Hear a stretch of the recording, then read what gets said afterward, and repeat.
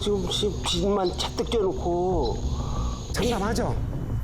이게 업자들 좋은 일 시키는 거지. 뭐 좀 무분별하게 설정을 했었어요. 나눠먹기 식이야. 돈이 든 거야 한마디로. 이건 어마어마한 사업이었죠. 굉장히 비정상적이고 위법적이고 비민주적인 방법에 의해서 빨리빨리 우리가 헤쳐먹자. 사실상 지금은 아무 의미가 없어져 버렸죠. 쓸데없는 돈 낭비다? 하나의 종합 선물 세트다.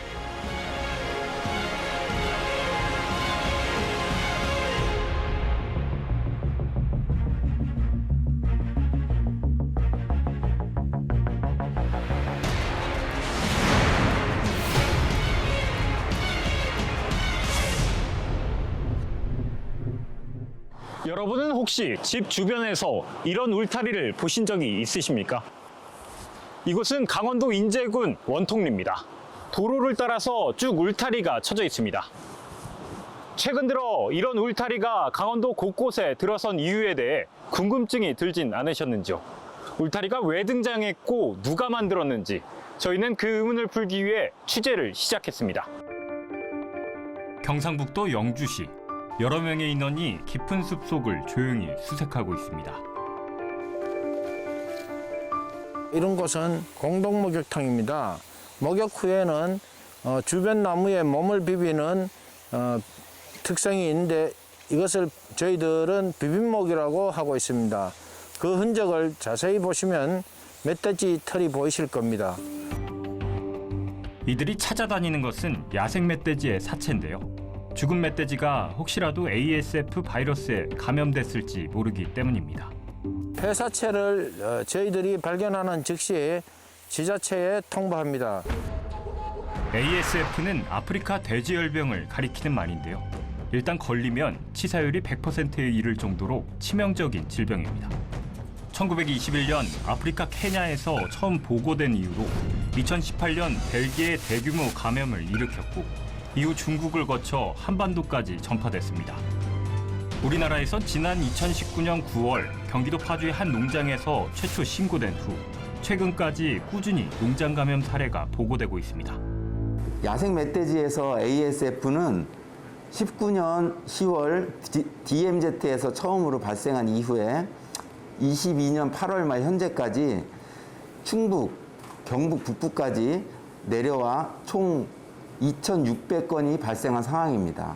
처음에 발견된 게 아마 DMZ 안에서 발견이 됐을 거예요. 제가 자료를 가지고 왔는데 그게 2019년 10월쯤인가요? 제가 듣기로는 그 되게 평화의 무드 속에서 북쪽에서 뭔가 나쁜 바이러스가 유입됐다는 거를 밝히는 걸 좀 꺼렸다는 내부적인 분위기가 있었다는 걸 제가 들은 적이 있어요. 얼마 전 강원도 춘천에 이어 경기도 김포, 파주 지역에서 잇따라 ASF 발병이 보고됐는데요. 해당 농가에겐 그야말로 날벼락과 같은 상황이라 할 수 있습니다. 후제역도 안 걸렸지. 잘 넘어갔지.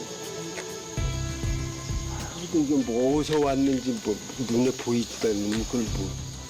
그럼 뭐 먹고 살아? 지금 빚만 잔뜩 져놓고. 장담하죠? 평생 보통 뭐 한 30년 정도, 40년 정도 이렇게 농장을 해오신 분이고. 돼지 흑사병이라고 불릴 정도로 무서운 질병인 ASF는 관련 산업과 경제에도 치명적인 영향을 미칩니다. 돼지고기에 대한 수급 불균형이 문제가 생기고 돼지는 되게 전 인류가 주식으로 하는 동물이잖아요. 그러니까 그 식량 위기를 오히려 초래한다면 초래할 수 있지 않을까. 그래서 사람에게 영향을 줄 수 있지 않을까. 동서 광역 울타리를 신속히 설치하겠습니다. 아프리카 돼지열병에 감염된 멧돼지 군집과 감염되지 않은 군집을 격리시키기 위한 것입니다. 그러니까 ASF 바이러스를 농장 돼지들에게 옮기지 않도록 이렇게 울타리를 설치한 겁니다. 총 길이 2,693.2km, 서울과 부산을 3번 왕복할 수 있을 만큼의 길입니다. 투입된 예산은 1,770억 원. 여기에 앞으로의 철거비를 더하면 2천억 원을 훨씬 뛰어넘습니다. 전국적인 확산을 막기 위해서는 이제 상시관리 대책으로 전환을 해야 되겠다라고 해서. 그런데 보시는 것처럼 이렇게 망가진 울타리가 곳곳에 눈에 띕니다. 멧돼지 한 마리, 아니 한 무리쯤은 충분히 통과하고도 남을 것 같은데요. 이 울타리를 조금만 따라가다 보면 이런 장면을 어렵지 않게 찾아볼 수 있습니다. 아주 웃기지도 않아요. 도로다 이렇게 들어가면서 도로 양쪽으로 쳐주고. 이게 뭐 하는 짓거리냐고. 농사꾼들이 농사 짓는데 엄청 불편하다는 거예요, 지금. 그리고 놀라운 사실이 있습니다. 꽤나 높아 보이는 이 울타리를 멧돼지가 충분히 뛰어넘을 수 있다는 겁니다. 엽사들이 멧돼지를 수색하려고 쫓습니다. 그 멧돼지는 빨리 도망가야 되는데 자기가 이동하는 기존의 통로를 찾다 보면 시간이 걸리니까 바로 점핑하는 게 더 빠르겠죠. 엽사들을 대상으로 설문조사를 했습니다. 멧돼지가 제자리에서 점핑해서 넘어갈 수 있는 높이가 2m랍니다. 최소가. 동물들은 절대로 후진이 없어요. 내려왔다가 여기가 막혔다. 다시 밖으로 올라가는 습성이 없어요. 울타리 따라 당겨요. 쭉 따라 당기다가 자기가 나갈 수 있는 위치에 들어가서 파고 나온다고요. 멧돼지를 막기에는 역부족인 것으로 보이는 울타리. 왜 친 걸까요? 과연 효과가 있는 것인지 걱정이 됐습니다. 그러면 3m로 쳤어야지. 기둥에 좁은 데다가 저 기둥을 막 세워놔가지고 빠질 뻔도 하고 차도 막 저 문도 받았었어요. 네. 그러니까 저건 어떻게 뭐 그리고 또 효율도 없는 것 같고 의미가 전혀 저거는 왜 했는지를 모르겠는 거야. 울타리 주변에 거주하거나 농사를 짓고 있는 주민들의 불만의 목소리는 생각보다 컸습니다. 무슨 지에서 사는 것 같으니 저 집도 들어가려면 문을 따고 들어가야 되고 나와서 또 따야 되고 예. 뭐 이게 죄인도 아니고 꼭 무슨 저렇게 울타리 쳐서 시야가 가려가지고 교통사고도 많이 나요. 이게 업자들 좋은 일 시키는 거지 이게 무슨 뭐 아니 그렇잖아. 작성문에서 그렇게 결정이 된 거야. 들이지 남 동네 가운데다 이게 정부에서도 하는 짓거리들이 책장말이 앉아서 기들이지 이게 사람 새끼들이 이게. 마을 사람들의 비난의 목소리를 들으면서 첫 번째 의문이 들었습니다. 과연 이 울타리는 누가 만들었을까? 여기 촬영하지 마세요. 근데 기사님 이게 지금 묻는 이유가 뭐죠? 여기에는 뭔 결탁이 있다는 거예요. 지금 되는 거야 한마디로. 그러니까 그럼 이건 어마어마한 사업이었죠. 소수의 그 정보를 받은 사람들이 과도한 이익을 얻었고 이런 방식으로 사업을 집행해서는 안 되는 거죠. ASF 차단 울타리 설치를 주도한 기관은 환경부입니다. 공개 입찰을 거치지 않고 수의 계약을 통해 사업이 이뤄졌는데요. 설치에 참여한 업체는 총 117곳. 1위 업체는 무려 250여억 원의 사업을 수주했고 수주 금액 상위 5개 업체의 수주액을 합하면 700억 원이 넘습니다. 이들에 대해 알아보려고 검색을 해봤지만 정보를 찾기 쉽지 않았습니다. 그래서 주소만 들고 찾아가 보기로 했습니다. 그 혹시 라고 그런 업체 그거는 들어보지도 못했어요, 그 업체. 변경된 주소로 찾아가 봤지만 업체 대표는 만날 수 없었는데요. 회사랑 같은 회사죠? 네, 맞아요. 어렵사리 이 업체의 임원과 연락이 닿았습니다. 이제 계약법상 이제 금속창호 업체가 있어야 된다고 해가지고 저희 원래 회사 모토는 이제 토목회사였는데 이제 막 긴급으로 가다 보니까 그냥 빨리 그냥 시공할 수 있는 이제 업체들을 그냥 막 뭐 좀 무분별하게 좀 선정을 했었어요. 그 뭐 관계자가 그런 지적을 한 건 없었나요? 원주지방 그런 건 전혀 없었죠. 이 업체가 원래 울타리 공사를 하던 업체가 맞는지 다른 울타리 업체에게 물어봤습니다. 그거 몰라. 나중에 그냥 얘기로만 들었지. 그냥 울타리 치는 업체인 줄 알았지. 원래는? 나도 몰랐으니까 일을 많이 하니까 울타리 치는 업체인 줄 알았지. 해당 회사의 등기 사항을 검토해보기 위해 변호사의 자문을 얻었습니다.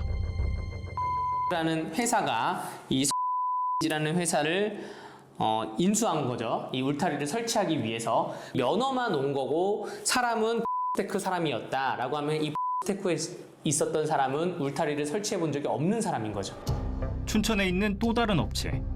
인터뷰 자체를 거절당했습니다. 저는 뭐 제가 뭐 부장님한테 뭐 이렇게 저렇게 만든 적이 없는데 궁금하신 게 있으면 저기 환경부에서 직접 제기하시면 되잖아요. 여기 촬영하지 마세요. 그런데 업체들을 취재하다 보니 몇 가지 공통점이 있었는데요. 우선 하나같이 거부 반응을 앞세우거나 답변을 기피한다는 점이었습니다. 설치 시점은 제가 알려드리겠는데 지금 이미 다 공사 완료된 상태고 세월이 한 2년 가까이 지난 상태고.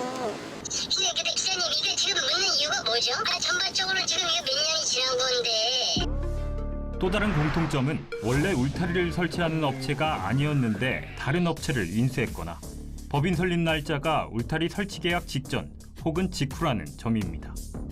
듣기로는 여기 법인 설립하실 때 좀 양양에서 울타리 하시는 그냥 같이 이렇게 처음에는 그렇게 했는데 나중에 제가 포괄 양도 양수 다 해서 처음에는 거기서 했던 걸 제가 양도 양수한 거죠. 법인을 사신 다음에 이제 참여하게 되셨다? 네. 아, 그래서 홍성 쪽의 업체 그 법인을 이렇게 인수하신 거죠? 맞아요. 12월 말에 생겼고 우리 계약은 12월 초에 하고. 나중에 뭐 이렇게 해서 누가 이렇게 태클을 걸어서 그 금속 창호가 있어야 된다. 그래서 우리는 너 이거 준비할 수 있어. 너 이거 조건이 이렇게 했는데 이거 조건 맞출 수 있냐. 그럼 맞춰서 들어가는 거죠. 오랫동안 울타리 사업을 해왔다고 주장하는 업체들. 하지만 법인 인수 전에는 대부분 다른 업종의 사업을 해왔습니다. 이 업체들은 비교적 굉장히 최근에 생긴 업체입니다. 2020년 10월 6일에 금속 및 철선 울타리 자재 도소매업으로 변경 등기를 합니다. 라는 회사를 보면 아예 회사 설립일 자체가 2020년 7월 21일이에요. 어쨌든 이 도 근데 울타리나 뭐 펜스를 설치하는 게 사업 목적이 없는데 이 설치를 들어갔다라는 게 문제가 되는 것이고, 일반 민사 계약은 가능할 텐데 국가로 당사자로 하는 계약은 좀 적절치는 않죠. 등기가 나오기 전에 그러니까 그 명칭이 확실하기 전에 계약을 했다면 계약상 당사자 문제가 발생할 수가 있기 때문에. 어떤 기준으로 업체들을 선정했는지 환경부에 문의해봤습니다. 울타리 설치 업체 선정을 당시에는 철망과 자재가 확보되어 있는 업체, 투입 인력이 충분히 확보되어 있는 업체, 그리고 산지 지형에 밝고 설치 경험이 있는 업체 위주로 업체들의 자재 확보 능력과 시공 능력을 강조하는데요. 정말 그런 능력을 갖춘 업체들인지 직접 물어봤습니다. 저희는 울타리는 사서 쓰고 있어요. 사서 쓰고 있어요. 저희는 설치만 하고 시공만 하고. 네, 직접 생산은 안 했죠. 우리가 받아서 우리도 하고 뭐 하도급도 자재 하도급도 주고. 저희들이 헬스도 하지만 자재 같은 걸 우리가 다 사주고 이제 시민들한테 설치하라고 그러면. 그걸 가르쳐서 지금 업체 가면은 정상적으로 그거를 얘기를 하기가 쉽지 않지.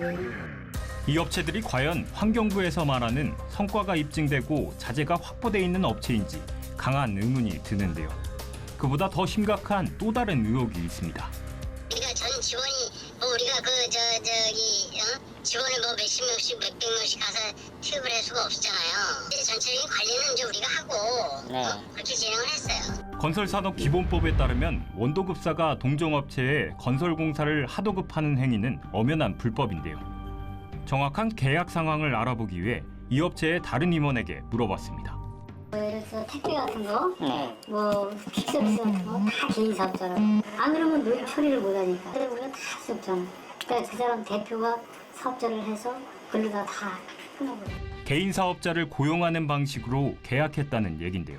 실질적으로는 하도급을 줬다는 것이고, 이 업체에 하청을 받아서 일을 했다는 업체에선 그 사실을 거리낌 없이 인정했습니다. 다른 원청사에 일을 받아서 했었어요. 시공팀으로. 그래서 이제 이 공사를 다 이제 하기가 이제 힘드니 아무래도 좀 외주 업체를 좀 쓰겠죠. 그래서 저희가 이제 라는 이제 이름을 가지고 이제 공사에 참여했었죠. 도와줬죠. 일을 좀 도와달라 해서 조금 도와줬어요. 무료로 도와준 건 아닐 거 아니에요, 그죠? 자, 돈을 받고 도와주기 때문에 그게 사실상 하도급이고 그냥 하도급 계약을 체결하고 들어간 거죠. 울타리 공사 과정에서 하도급을 주는 것이 가능했던 계약인지 환경부에 공식 답변을 서면으로 요청했습니다.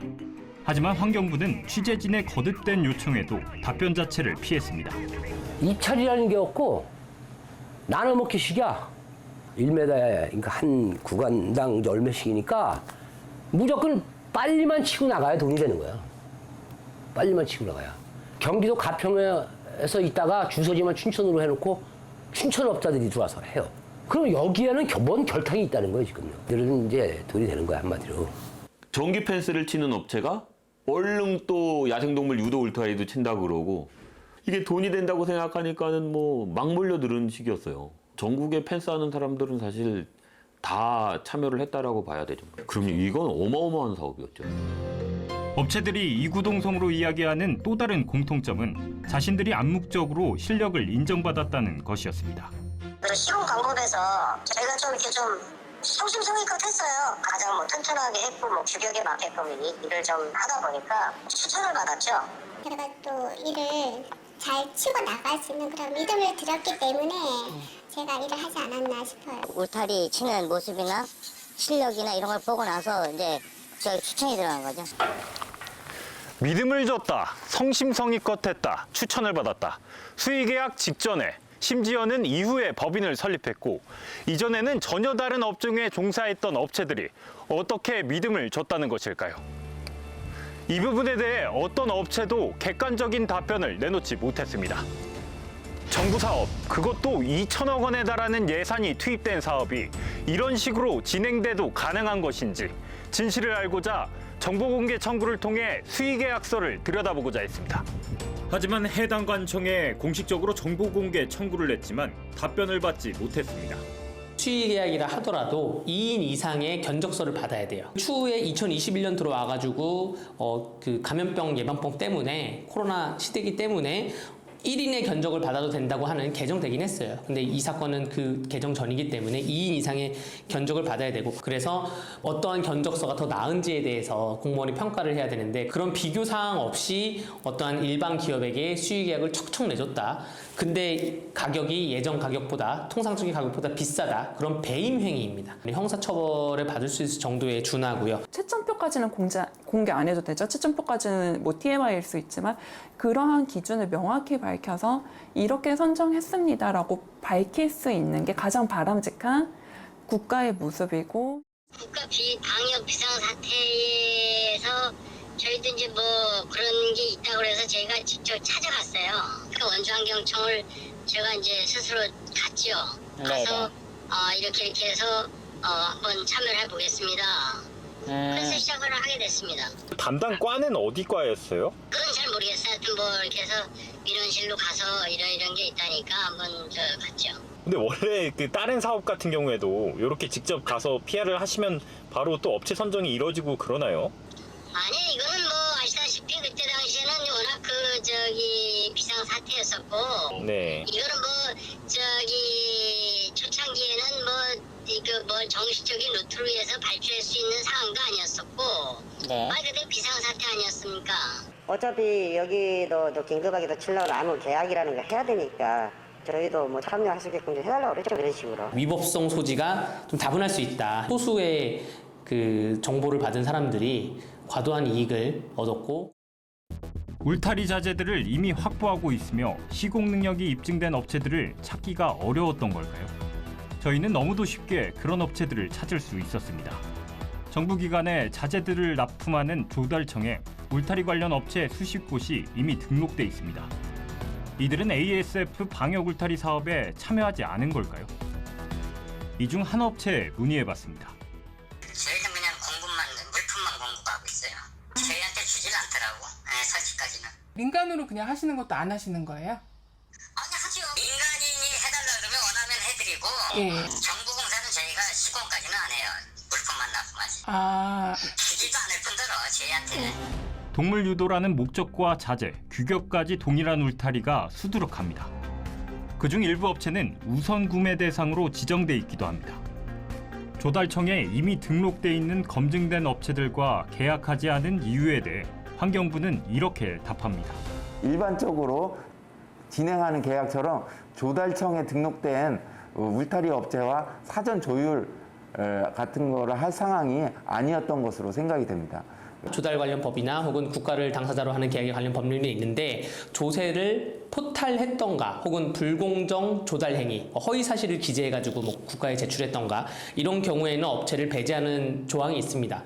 그런데 그렇지 않고 어떠한 합리적인 이유 없이 업체를 배제했다면 공무원이 직권을 남용한 형법상 직권 남용죄에 의율할 수 있는 것이고요. 사업의 효과성이 초기부터 의문이 있었음에도 수의계약으로 진행을 한 부분은 공정성과 투명성 시비가 일어날 수밖에 없는 굉장히 허술한 예산 집행 방식이라고 할 수 있고 입찰 공고도 없이 진행된 울타리 사업. 공공발주 사업은 통상 2천만 원이 넘어가면 공개 입찰을 거쳐야 하지만 ASF 방역 울타리 사업은 금액 제한 없이 전량 수의 계약 방식으로 진행됐습니다. 방역사업 같은 경우는 신속성이라는 부분들이 거기에 꼭 가미가 됩니다. 그러다 보니까 수의계획 집행을 이제 많이 했습니다. 성과가 있었던 업체 또 자재가 많이 확보되어 있는 업체 바로 내일부터라도 당장 할 수 있는 그런 업체 위주로 긴급하게 선정을 해서 사안의 긴급성을 이유로 들고 있는데요. 전량 수의 계약을 해야 할 정도로 그렇게 긴급한 상황이었을까요? 전파 속도가 엄청나게 느려요. 유럽의 전파 속도가 보통 한 8km에서 17km를 1년에 간다 그러거든요. 엄청 느린 거죠.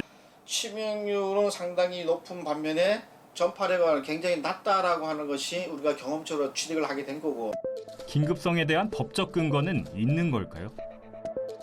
국가를 당사자로 하는 계약에 관한 법률 그 시행령 26조에 의하면 그 긴급한 요건이 나와 있습니다. 긴급한 행사냐, 또 긴급 복구가 필요한 수해 등의 비상재해냐, 또 사고 방지 등을 위한 긴급한 안전 진단이냐라고 세 가지를 구분을 하는데, 지금 가축 전염병으로 인해서 이 울타리를 설치하는 거는 이 세 가지 요건에 적용하기 좀 힘들 것이라고 봐요. 그 코로나가 창궐을 하니까 그때 그 요건이 하나가 추가가 된 게 감염병에 대해서 긴급성 요건이 하나가 추가가 됐어요. 감염병 예방 및 확산 반지. 근데 여기서 말하는 감염병은 물론 감염병 예방법에 의한 그 사람을 위주로 하는 감염병을 얘기를 하는데, 그런데 가축 전염병으로 인해서 이 긴급성 수의 계약을 체결한 적이 있는가라는 게 좀 의문이고, 이게 아프리카 돼지 열병이라는 사업의 긴급성 때문이라면 뭐 1년 차까지는 이해할 수가 있는데, 이 사업이 2년차, 3년차 진행됐다라는 거는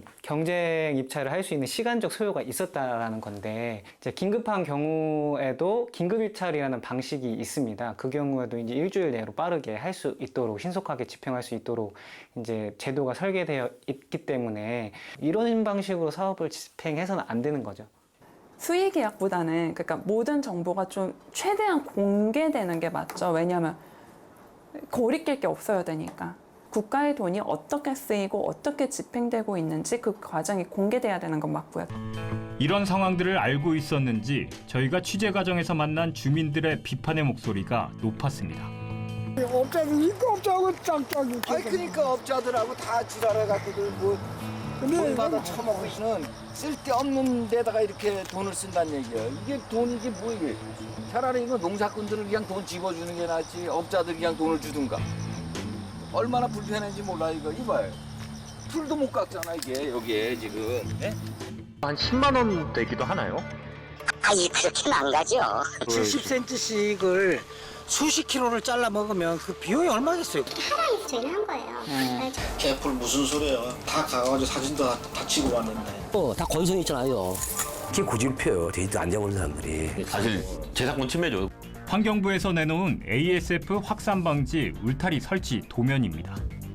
가로 2m, 높이 1m 50cm 규격의 동물 유도 울타리를 설치하게끔 되어 있습니다. 울타리의 높이는 1.5m입니다. 울타리 가로의 길이는 여기부터 여기까지가 약 1m인데요. 울타리 업계에서는 2m를 한 경간이라고 부릅니다. 아무래도 자재비보다는 인건비가 더 많이 들었을 것 같은데요. 직접 업체들에게 시공 단가를 물어봤습니다. 단가 자재비가 5만 원이 넘어가요. 또 인건비에다가 장비대 이런 거 또 기타 경비 치면 한 12, 13만 원 정도? 그러면 1m당 한 6만 원 정도 나오면 돼요.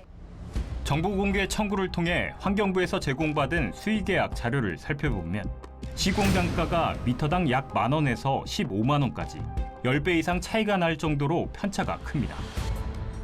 평균 단가를 계산해 보면 대략 62,000원이 나옵니다. 실제로 울타리 공사를 할 경우 시중 단가는 얼마나 될까요? 도로 피면은 한 5만 한 6천 원 되죠.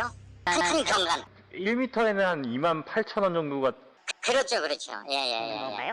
경사지거나 산 쪽 같은 경우에 뭐 자재비랑 예. 인건비 합쳐서 한 10만 원 되기도 하나요? 아니 그렇게는 안 가죠. 그렇게는 안 가고. 그럼 한 얼마 정도예요? 합쳐서 하면? 아까 5만 6천 원 보시면 되지. 완전히 산 같은 데는. 이렇게 평지 같은 곳은 미터당 대략 3만 원 정도. 험한 산 위에서는 6, 7만 원 선에서 시공이 가능하다는 얘기인데요. ASF 울타리 사업의 경우 이보다 2배는 비싼 금액이 들어간 걸로 추정됩니다. 일반 울타리와 다르게 ASF 방역 울타리는 특별한 자재나 시공 방법이 필요했던 걸까요? 규격과 재질을 자세히 뜯어보아도 특별히 다른 점을 찾기 어렵습니다. 울타리의 목적도 동물 유도라고 돼 있어서 조달청 목록에 있는 것과 같은 종류의 울타리인 것으로 보입니다.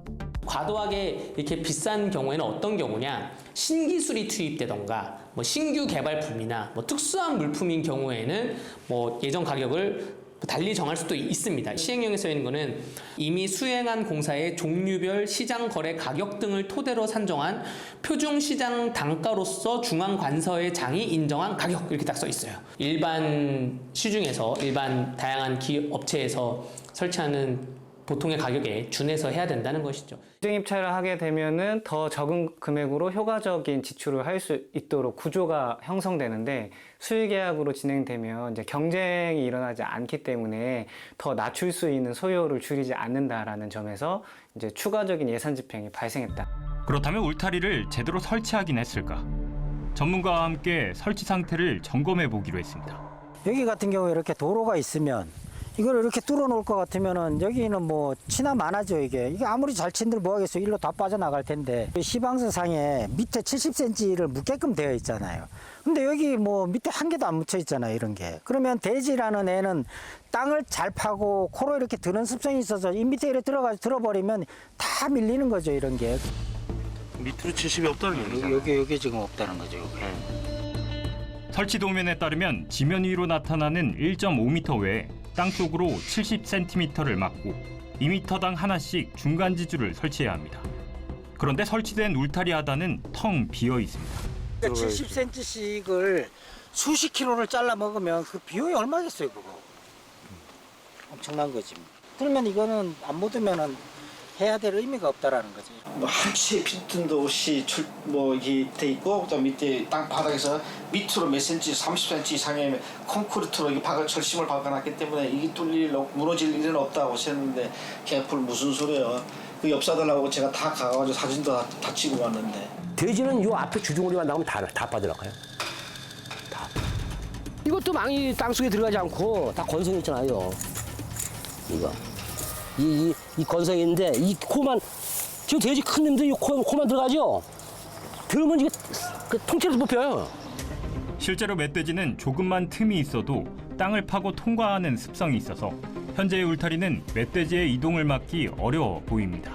일단은 공무원이 관리 감독을 안 한 직무유기에 책임이 1차적으로 있다고 보고요. 2차 책임은 업체한테 있는 것이죠. 또 어떤 곳은 보시는 것처럼 이미 옹벽이 설치돼 있는데 그 앞에 울타리를 또 설치하기도 했습니다. 옹벽 앞에도 이렇게 쳤던데 그런 거는 왜 쳤는지 좀 이해가 안 되는 부분도 있긴 해서. 환경청에서 이렇게 하라고 해서 저희는 한 거예요. 저희가 임의대를 할 수는 없는 거예요. 이뿐이 아닙니다. 울타리를 따라가다 보면 이렇듯 끊기는 구간이 나타나는데요. 도로가 지나가거나 하천이 있어서 설치가 불가능하기 때문입니다. 이렇게 되면 이 하천은 오히려 멧돼지의 생태 통로가 돼버립니다. 돼지가 이 소양댐 저기 38 대교 아시죠? 이쪽에서 저쪽 건너가요. 그건 내 눈으로 직접 봤으니까. 헤엄쳐서 가는 게 물살이 쫙 갈라져요. 문제는 또 있습니다. 사유지에 무단으로 울타리를 설치해 철거 민원이 발생하는 경우가 적지 않다는 겁니다. 소유주의 민원이 발생해가지고요. 그 부득이하게 철거할 수밖에 없었죠. 환경부 담당 부서랑도 좀 협의를 하셨나요? 그거에 대해서? 철거할 때 저희가 독자적으로는 건 아니고 어느 정도는 거기다가 이제 이런 민원이 발생했는데 어떻게 했으면 좋겠냐 그런 식으로 의견은 했었죠. 공문상으로 명확한 답변은 따로는 없었습니다. 사실 재산권 침해죠. 그리고 내 집 앞에 내 집을 어떻게 보면은 오염지역 내에 가둬버리는 거거든요. 말도 안 되는 얘기거든요, 그건. 시중 단가보다 비싼 비용을 지불하며 설치된 울타리. 그러나 관리 상태는 문제가 많아 보이고 운영도 제대로 이루어졌는지 의문이 듭니다. 그래서 오염지역에 있는 사람들이 막 얼토당토한 행동을 하는 거죠. 막 펜스를 치고 있던 사람이 병 걸려서 죽은 멧돼지를 그 트로피 헌팅하는 것처럼 발로 탁 밟고 막 기념사진을 찍고 이래갖고 오염지역에서 펜스를 설치하던 업체들이 오염지역이 아닌 지역에 가서 광역 펜스를 설치한 부분들도 있었어요. This is for rabbit. 이렇게까지 칠 필요가 있었을까? 사실상 지금은 아무 의미가 없어져 버렸죠. 쓸데없는 돈 낭비다. 수장선도 뚫리는 파인데. 아 그러면은 국민을 안심시키는 목적으로 해보자. 그게 이제 그 당시에 논리였죠. 지금 대한민국 정부의 현실이고. 이쯤에서 원론적인 의문이 들지 않을 수 없습니다. 애초에 울타리를 친 이유는 무엇일까? ASF 방역에 성공했다는 스페인으로 가봤습니다. 세계동물보건기구 ASF 표준연구소는 스페인 현지뿐 아니라 세계 각국에서 ASF 연구를 위해 찾아온 연구원들이 모여있는 곳이기도 합니다. 연구소 소장이자 마드리드 수의대 교수이기도 한 호세 박사를 만나봤습니다. Es muy complicado porque los jabalíes son animales muy inteligentes, están además acostumbrados a luchar contra las vallas y es muy difícil realmente hacer una contención fuerte con jabalíes. Necesitas unas mallas muy altas, muy fortalecidas, con un suelo que no puedan los jabalíes hacer escarbarlo, para que no pasen por debajo. Fue muy difícil erradicar la enfermedad, puesto que teníamos no solo al jabalí, sino también a la garrapata actuando como reservorio, el cual actuaba como reinfecciones y por eso nos costó tanto erradicar la enfermedad en fauna silvestre y en España. Fue realmente difícil, pero se consiguió. 스페인 역시 ASF 바이러스 확산을 막기 위해 울타리를 설치하긴 했습니다. 그러나 전문가는 단순히 울타리 설치만으로는 완벽하지 않다고 말합니다. Doble vallado y con unas estrictas medidas de bioseguridad en el interior, se tiene que paralizar toda actividad forestal, no se puede ir a visitar, no se puede ir de turismo, no se puede cazar. 이들에게 우리의 울타리 자료를 보여주고 자문을 구해봤는데요. 반응은 예상보다 충격적이었습니다. Eso es nada, not good at all, not good, my friend. This is for rabbit. No la va a parar, porque el jabalí no tiene fronteras, va a cruzar la valla esa, porque no es una valla. 스페인과 벨기에 등은 대부분 평지로 이뤄져 있습니다. 반면 우리나라는 국토의 대부분이 산악 지형이어서 멧돼지를 막는 용도로는 울타리가 적합하지 않다는 겁니다. 또한 이들 나라가 설치한 울타리는 감염 지역을 빙 둘러싸서 가두는 형태였고, 반면 우리의 울타리는 군데군데 비어있고 뚫려있는 직선 형태의 울타리입니다. Esas vallas realmente, como te he comentado, saltarla porque es muy baja, tienes que poner doble fence, como te he dicho, y más alta, y por debajo también. 연구소장인 호세 박사는 특히 심각한 우려를 나타냈습니다. To spend the money doing this bullshit. Una valla para niños de 2 años. Will be easier and cheaper for you to ask us or other teams what are the way to protect it before you spend the money. Debéis de suspender la valla esa automáticamente. 사실 이런 지적은 우리나라 전문가들도 한 목소리로 언급하는 부분입니다. 타이밍상의 문제라고 생각을 합니다. 유럽 같은 경우는 평지기 때문에 멧돼지들이 이동할 수 있는 거리하고 우리나라 같은 산악지대에서는 멧돼지가 이동 속도는 완전히 다르거든요. 서식 밀도라든가 서식 환경도 유럽하고 완전히 다르고. 체코에서 쳤던 펜스는요. 그냥 그 크라임씬, 그러니까 범죄 지역에 이렇게 띠를 두르듯이 띠를 두르는 식의 펜스를 쳤어요. 멧돼지가 많이 나올 것 같은 지역은 그 지역만 그 전기 펜스를 쳤습니다. 일본에서 그 ASF가 아니고 CSF, 일반 돼지 열병입니다. 그거 했을 때 첫 발생지 주변에 울타리를 쳤습니다. 근데 그 다음에는 이걸 안 했습니다. 안 했던 이유가 산이 많고 강이 있는 데는 이게 이걸로 관리가 쉽지 않다 생각해서 바로 포기를 하고 농장 주변으로 바꿨습니다. 실제로 스페인 연구소에서 만난 일본 학자도 비슷한 내용을 언급했습니다. 私たちも最初はフェンスを設置しました、その効果についてはちょっとまだはっきりわからないんですが、十分もう今も発生は拡大し続けています。なのでフェンスを設置するかという質問に関しては、私は場所によるという回答と、ここからジャンプすることもできますし、穴を掘って下からくぐることもできるので、十分なフェンスだとしても難しいと。 눈치가 빠른 분들은 아마도 이쯤에서 고개를 갸우뚱했을지도 모르겠습니다. 우리가 절대 간과하지 말아야 할 사실이 하나 있죠. 그건 우리나라에는 이 ASF 방역 울타리보다 훨씬 더 높고 더 튼튼한 울타리가 오래전부터 존재하고 있었다는 사실 말입니다. 휴전선이 뚫렸는데 광역 울타리가 무슨 의미가 있겠어요? 광역 울타리가 휴전선보다 더 좋은 철책은 절대 아니거든요. 그렇습니다. 휴전선. 허술한 ASF 방역 울타리보다 훨씬 견고하고 높은 철책선이 남과 북을 빈틈없이 촘촘하게 가로막고 있습니다. 국방부의 울타리가 못 막은 멧돼지잖아요. 근데 그거를 환경부에서 그 뭐 낙석 방지하는 울타리를 포함해서 이렇게 저렇게 치는 게 우리 같은 경우는 DMZ하고 민통선 사이에 지금 이중 철책이 되어 있고요. 또 그 밑에 민통선이 있습니다. 민통선하고 지금 그 밑에 지역하고는 그 사이에 또 철책이 돼 있습니다. 우리의 지역 여건을 고려하지 않은 울타리 사업에 대해 스페인 전문가들로부터 뼈아픈 지적을 들어야 했습니다. La enfermedad va delante de los sistemas cuarentenarios de Corea. Es decir, Corea se ha convertido, la autoridad sanitaria son más enterradores que prevencionistas, enterradores de cadáveres más que prevencionistas, porque van tarde. El cual el jabalí ahí no es el problema, porque en todo esto el jabalí es la víctima, hay que recordarlo. Es el humano el que hace que se extienda la enfermedad sobre todo. 그리고 간과하지 말아야 할 또 다른 문제가 있습니다. 과연 ASF 바이러스 전파의 주범이 멧돼지일까? 혹시 진짜 범인은 멧돼지가 아니라 인간은 아닐까? 어째서 그런지 전문가들의 이야기를 들어보겠습니다. 농장 안에 그 우리가 작업을 할 때 쓰고 있는 여러 가지 장비라든가 도구라든가 의복이라든가 장화라든가 이런 것을 통해 가지고 매개가 돼서 그 바이러스가 농장 안으로 들어가는 거죠. 그 다음에 멧돼지의 분변을 밟고 분변을 그 근로자들이 작업하는 근로자들이 분변을 밟고 소독이 제대로 안 돼 있는 시설을 거쳐서 농장 안으로 들어갈 수가 있는 경로도 있는 거고요. 우리나라의 ASF 바이러스가 처음으로 발견된 곳은 경기도 파주의 농장입니다. 멧돼지가 아니라 사육돼지에서 발견된 겁니다. 9월 17일 날 이제 파주의 농장에서 처음 터졌습니다. 이때는 농장에만 나왔었어요. 그리고 10월이 넘어서서 그 다음에 이제 멧돼지에서 발견되기 시작하거든요. 그럼 이들에게 바이러스를 옮긴 것은 누구일까요?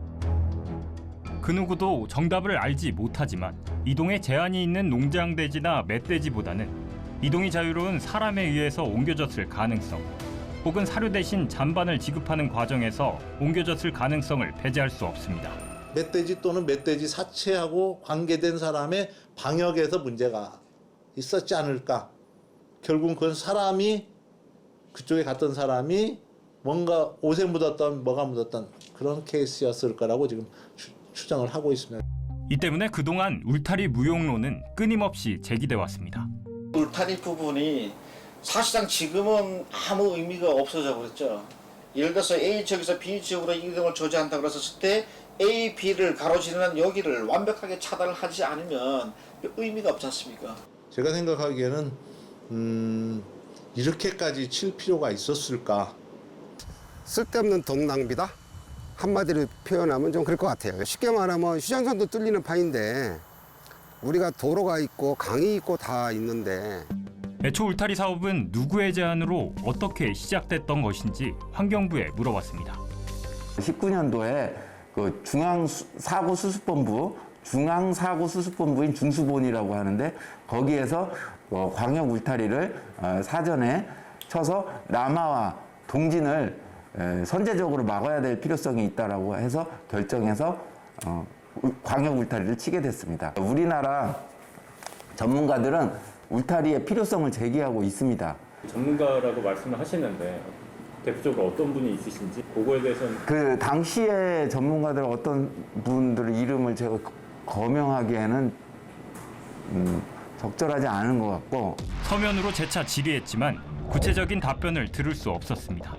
다만 당시 TF팀에 관여했던 전문가의 전언을 들을 수밖에 없었습니다. 그 당시에 들어왔던 게 항상 안 들어오던 사람이었는데 아이디어라고 이거를 내놓게 되거든요. 그러니까 광역 울타리 아이디어를. 근데 반대를 했죠. 전문가 의견이다. 그랬더니 이 양반이 얘기하는 게 그러면은 국민을 안심시키는 목적으로 해보자. 그게 이제 그 당시에 논리였죠.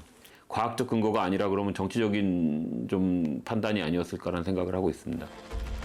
당시 TF팀 회의를 주재한 인사에게 연락을 취해 취재 요청을 했지만 답변을 들을 수는 없었습니다. ASF 바이러스 발견 3년이 지난 현 시점에서 환경부는 더 이상 울타리를 설치하지 않기로 결정했습니다. 비용 효과의 측면에서 전국에 울타리를 칠 수 있는 상황이 아니라고 판단해서 이는 곧 환경부 스스로 실패를 자인하는 꼴입니다. 치지 않게 됐다라는 뜻은 환경부 자체에서 효과가 그렇게 좋지 않다라는 것을 어떻게 보면 인정을 하고 있는 거겠죠. 항상 늦었습니다. 심지어는 울타리를 설치하고 있는 이 기간 중에 이미 그 남쪽에서 검출이 됐거든요. 그럼 이미 여기 설치를 하고 있었는데 여기 중단해야 됨에 불구하고 지자체에서는 이미 예산 투입을 했다는 이유로 계속 설치를 하고 있는 거예요. 실제로 비슷한 사례가 있었습니다. 평창에서 영월 부근으로 울타리 설치를 시작했는데 공사 도중 설치 구간 밖에서 바이러스가 발견됐습니다. 하지만 이후에도 설치 작업은 계속됐습니다. 이런 상황에서도 주무부처인 환경부는 울타리의 효과에 대한 기대를 저버리지 않고 있는 실정입니다. 울타리가 있으면 이 멧돼지가 울타리 밖으로 거의 나가지 않는 생태적인 습성을 보이고 있습니다. 울타리 점검도 지속적으로 하면서 상당한 저희는 이제 그 좋은 어떤 성과가 이제 지금 나타나고 있지 않나 이렇게 보고 있습니다. 주장인지 기대인지 억지인지 알 수 없는 답변을 반복하는 걸 들으면서 과연 우리나라에 ASF 컨트롤 타워가 있는 것인지 의문이 들 수밖에 없었습니다. 그런데 이 울타리의 효과가 없는 데서 그친다면 그나마 다행일지도 모릅니다. 더 큰 문제는 이 울타리가 생태계에 악영향을 끼치고 있다는 겁니다. 우리는 취재 과정에서 전문가들로부터 많은 우려의 목소리를 들어야 했습니다. 멧돼지를 막기 위해서 이렇게 철망을 친 건데 그 울타리에 당연히 다른 야생동물들도 이동이 제한되는 거잖아요. 또 사냥이 특히 나와 있다가 다시 돌아가지 못하고 고립되기도 하고. 실제로 울타리 앞에서 어쩔 줄 모르며 우왕좌왕하는 사냥의 모습이 카메라에 포착되기도 했습니다. 사냥은 멸종위기종으로 보호되고 있는 동물인데요. 2차 울타리 같은 경우들이 중간중간 더 들어가게 되니까 개체군들을 되게 작은 개체군으로 쪼갤 수밖에 없거든요. 근데 야생동물의 개체군이 작아진다라는 의미는 유전자 흐름을 틀어막게 되는 거고요. 그렇다 그러면 흔히 말하는 근친교배가 일어날 수밖에 없거든요. 사냥을 보호하는 것은 환경부의 주요 업무 중 하나인데요. 이런 심각한 문제에 대해 어떤 대책을 갖고 있을까요? 울타리 설치가 다른 야생동물한테 어떤 영향을 미치는지 또 생태적 단절에 대한 대책도 지금 저희가 그 울타리의 효율적 관리 방안 마련이라는 정책 연구 용역을 하면서 그 안에 넣어서 같이 검토 중에 있습니다. 효과도 크게 없어 보이며 생태계에 악영향을 끼치는 울타리를 왜 멧돼지 이동 경로에 설치했을까요? ASF 바이러스로부터 농장 돼지를 보호하는 게 목적이라면 양돈 농장 주변에 울타리를 설치하는 게 더 효과적이고 생태계에 악영향을 미칠 일도 없지 않았을까요? 포천 지역 같은 데는 농자 양돈이 그 지역이 한 30만 도 이상으로 돼지가 굉장히 밀집된 지역입니다. 멧돼지는 많이 발생이 됐는데 그런데도 불구하고 양돈장에서는 아직 한 건도 발생이 안 됐습니다. 굉장히 좋은 사례가 되는데요. 제일 중요한 거는 바이러스가 농장 내부로 들어오고 농장 내부에서 축사 안으로 들어오는 이 경로를 차단하는 것이 굉장히 중요하죠. 그 예산이면 차라리 농장 주변, 그러니까 쉽게 말해서 발생 위험이 큰 지역에 소재한 농장부터 그 인근에 울타리를 설치를 하는데 예산을 지원해주면 더 낫지 않겠는가라고 하는 의견들이 대두가 된 거고요. 전국의 돼지 농장 수는 대략 5,072곳으로 추정됩니다. 어림잡아 6,000곳이라고 해도 울타리 사업 예산 약 2천억 원을 배분하면 한 농가당 평균 약 3천만 원의 예산을 쓸 수 있고 실질 단가 미터당 3만 원이면 1km 길이의 울타리를 설치할 수 있게 됩니다. 다시 말해 전국의 모든 돼지 농장 주변을 둘러싸는 울타리를 설치할 수 있다는 산술적 계산이 가능합니다. 같은 울타리지만 그걸 이제 산에다가 치느냐 아니면 농가 방역을 하느냐 그 차이인 것 같습니다. 차라리 그 비용을 가지고 농가 방역에 조금 더 신경 써줬으면 훨씬 더 좋지 않았겠나. 그러나 최근 발생한 농가조차 방역 상태는 바이러스 유입에 매우 취약한 상황으로 파악되고 있습니다. 발생 농가에선 방역과 관련해 지원을 받은 것이 별로 없다고 말합니다. 이런 거. 전실 이런 거. 그래 장화하고 뭐.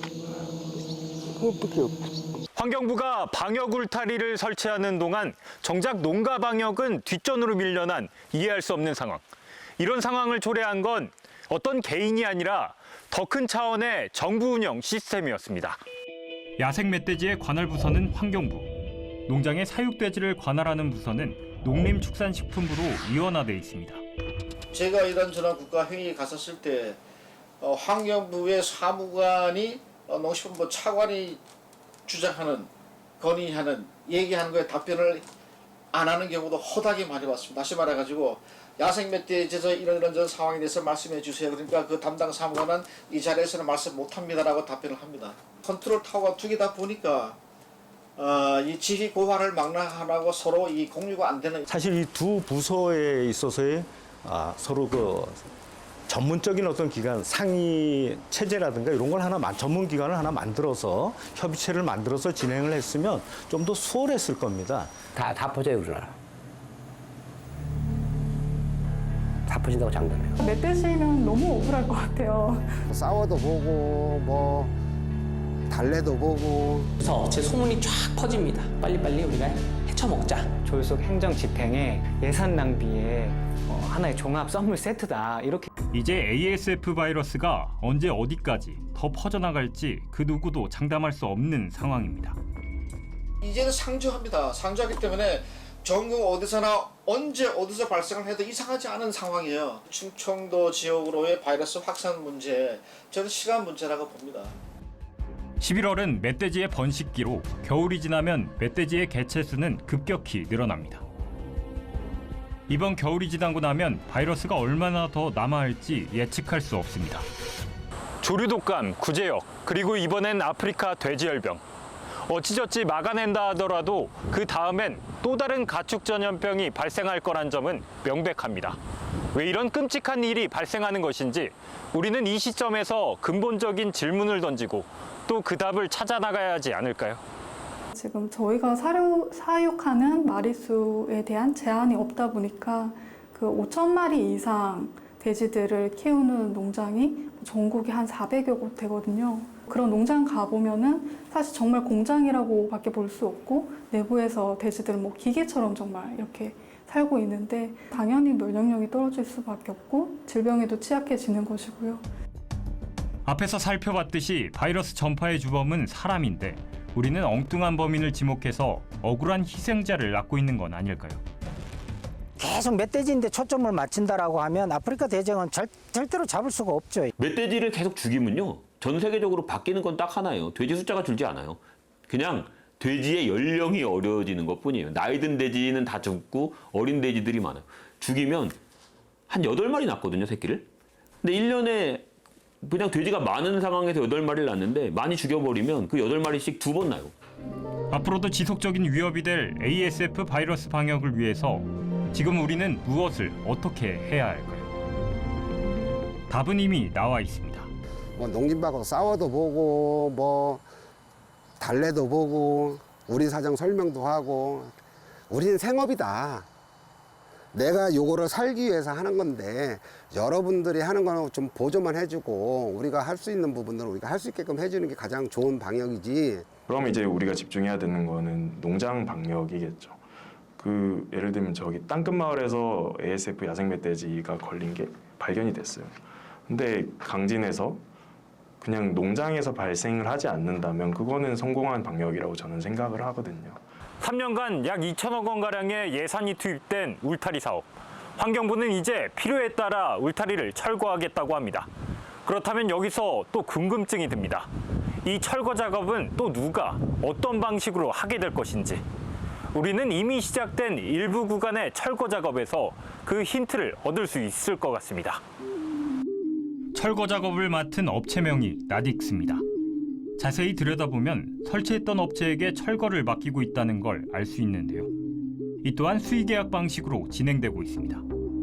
경과를 그런 부분에 대해서 환경청하고 인재군청을 조율해가지고 지금 부분적 철거가 들어가려고 지금 준비 중이에요. 긴급성조차 없는 철거 사업. 그러나 설치와 똑같은 방식으로 진행되고 있습니다. 지금 또 철거 비용이 든다는 거 아니에요? 그 철거 비용은 또 한 600억, 700억 상당히 들 것 같은데 그거는 또 누구에게 이권이 주어질 것인가? 이게 잘못된 선례로 남게 되면 뭐 이미 관련 업체나 혹은 비슷한 유사 업체 소문이 쫙 퍼집니다. 근데 예산이 한 2천억이 된다네. 그럼 이거 우리가 빨리 사업자 등록을 해서 빨리빨리 우리가 헤쳐먹자라는 그런 움직임이 있을 수도 있기 때문에 그런 선례를 만들지 않기 위해서 그리고 그 결과가 국민들에게 좀 낱낱이 공개가 돼야 된다라고 생각이 됩니다.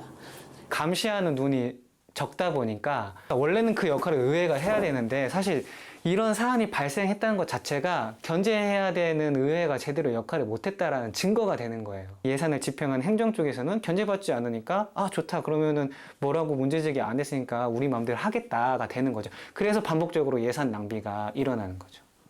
이거는 사전에 예산 집행의 타당성을 검토하지 않은 졸속 행정 집행에 그다음에 집행 과정에서 이제 자정작용을 못하고 계속해서 수의계약으로 발주했다라는 어떤 지역 업체에 대한 특혜이기도 하고 이걸 견제하지 못한 의회들, 그게 국회든 아니면 지방의회들도 눈 감고 무시한 아주 종합적인 지방 예산 낭비의 하나의 종합 선물 세트다.